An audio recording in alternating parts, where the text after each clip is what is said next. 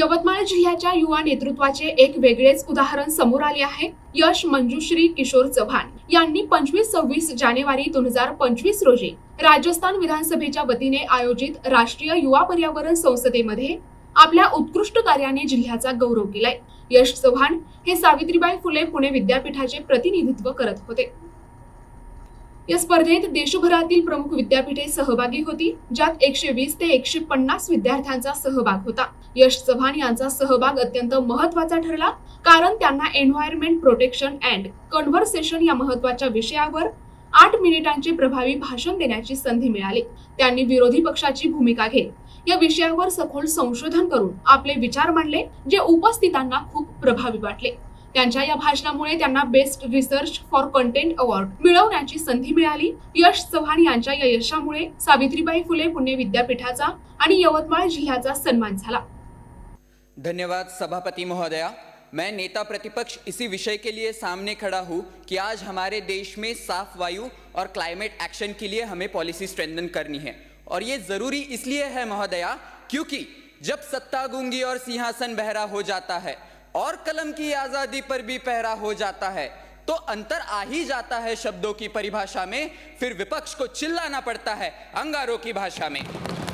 भारतीय अग्निशिखाओं का प्रतिनिधित्व करने वाला हमारे देश का युवा और इस देश की जनता है, लेकिन इस देश की प्रगति के लिए पर्यावरण अत्यंत महत्वपूर्ण है, और सरकार अपनी व्यवस्था की मदद से पर्यावरण की अवस्था को दुरावस्था करने में कोई कसर नहीं छोड़ रही है।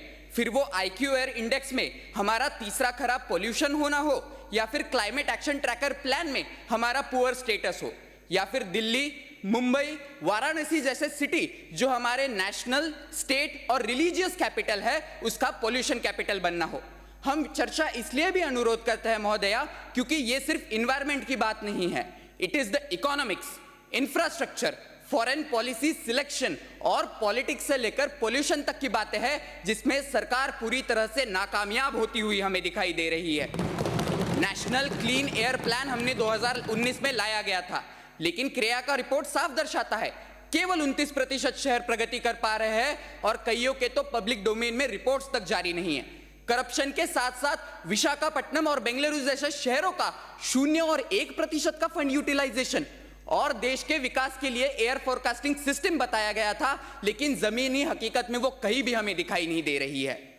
MC मेहता वर्सेस कमलनाथ के केस में सुप्रीम कोर्ट ने साफ कहा था कि clean environment is a extension of article 21।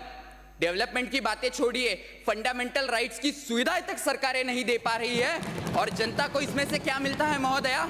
Hasdeo अभयारण्य में कोयलों की खदानें, 2023 का फॉरेस्ट कंजर्वेशन अमेंडमेंट एक्ट जिसमें जंगलों की जमीनें इंडस्ट्रीज और डैम्स को दी गई, और national action plan, state action plan का कमजोर इंप्लीमेंटेशन सरकार को मिलता है। ये बातें मुझे बताना अहम क्यों लग रही है? क्योंकि सरकार डेवलपमेंट और इन्वायरमेंट में समतोल नहीं रख पा रही है, और दोनों क्षेत्रों में नाकामयाब होती हुई हमें दिखाई दे रही है। प्रतिनिधि कलीम खान, NTV न्यूज मराठी, यवतमाळ।